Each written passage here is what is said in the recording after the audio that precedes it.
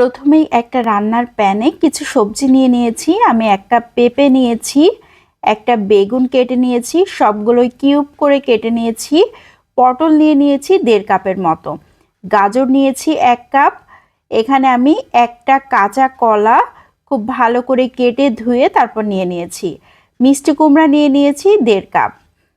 আলু নিয়ে নিয়েছি একটা, তবে হাতের কাছে যার যেমন সবজি থাকবে সেগুলো নিলেই হবে। কাঁচা মরিচ দিয়ে দিয়েছি, লবণ দিয়ে দিচ্ছি 1 চা চামচ, হলুদ গুঁড়ো দিয়ে দিচ্ছি 1/2 চা চামচ। এখানে আদা পেস্ট দিয়ে দিচ্ছি 1/2 চা চামচ, পানি দিয়ে দিচ্ছি 1/2 কাপের মতো। মরিচটা বুঝে দিতে হবে যে যেমন পছন্দ করেন। ঢাকনা দিয়ে ঢেকে 5 মিনিটের জন্য রান্না করে নিব। খুবই সুন্দর একটা বলক চলে এসেছে। এখন নাড়াচাড়া করে সব কিছু মিশিয়ে নিচ্ছি।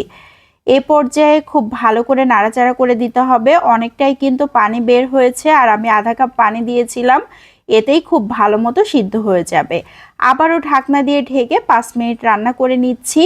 এরই মধ্যে কিন্তু সবজিগুলো দেখে বোঝা যাচ্ছে অনেকটাই সিদ্ধ হয়ে গিয়েছে। এখনও সবজির নিচে অনেক পানি রয়েছে। আমি আবারও নেড়ে চেড়ে দিচ্ছি, সবজিগুলো যাতে খুব ভালো মতো সিদ্ধ হয়ে যায় সেদিকে খেয়াল রাখতে হবে। এখন এই সবজিগুলোকে একটা সাইডে রেখে দিচ্ছি। চুলাতে আরও একটা প্যান বসিয়ে দিয়েছি, সরিষার তেল দিয়ে দিয়েছি 2 টেবিল চামচ, শুকনো মরিচ 2টা দিয়ে দিয়েছি।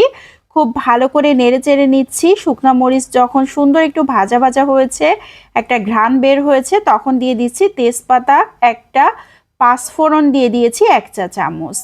আমি একদমই নিরামিষ সবজি রান্না করছি, এই জন্য এখানে কোনো ধরনের রসুন পেঁয়াজ ব্যবহার করিনি। এখন সিদ্ধ করে রাখা সবজিগুলোকে দিয়ে দিয়েছি। অনবরত নাড়াচাড়া করতে হবে। এ পর্যায়ে নিচে আলগা পানি ছিল। এখন নাড়াচাড়া করে খুব ভালো করে মশলার সাথে মিশিয়ে নিতে হবে। এই ফোড়নটা দিলে খেতে কিন্তু অনেক মজার হয়। সব শেষে দিয়ে দিচ্ছি 1 চা চামচের মতো চিনি, তবে যারা চিনি পছন্দ করেন না, মানে মিষ্টি পছন্দ করেন না, তারা স্কিপ করতে পারেন। তবে এই ধরনের সবজিতে চিনি দিলে কিন্তু খেতে অনেক মজার হয়। এখন দিয়ে দিচ্ছি ঘি 1 চা চামচ। ঘিটা অবশ্যই দেবার চেষ্টা করতে হবে, তাহলে খুবই সুন্দর একটা স্মেল আসে। এখন আবারও নেড়েচেড়ে সব কিছু মিশিয়ে নিচ্ছি।